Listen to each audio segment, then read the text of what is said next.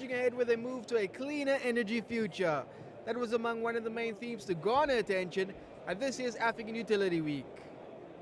It's not only a significant conference that aims to galvanize the future sustainability of utilities in Africa, but a showcase of some of the latest technologies and services in various industry disciplines, including metering, energy efficiency and rural electrification.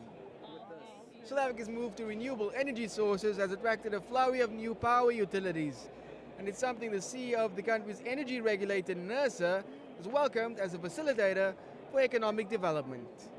We do need much more players than just the current utility so that we're able to meet our economic growth and energy needs as a country, but also of the SADC region. Africa's energy needs is on the increase. Many of the world's fastest growing economies now come from within the continent. It's an insatiable appetite for power that has brought many of these utilities here.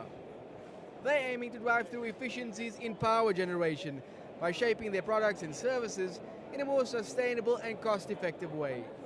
We've just done a job in Zimbabwe, a water-to-wire hydropower job, from start to finish, less than 2 years. So the payback is, the moment that thing is up and running and it's producing power, you start paying back the investment.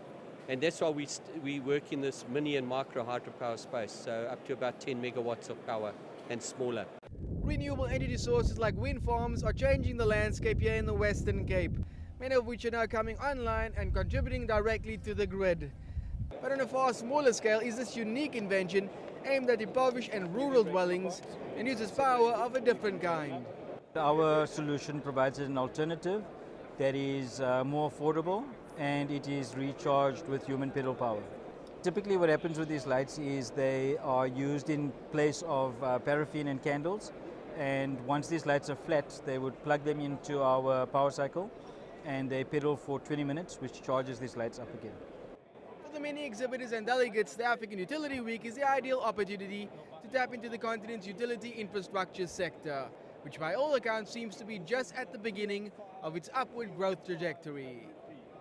At this year's African Utility Week, there's been a focused approach towards renewable energy sources and making the African utility sector sustainable. Clean power is good for the environment and in many cases freely available. And for many of the utilities here, that's where the growth lies.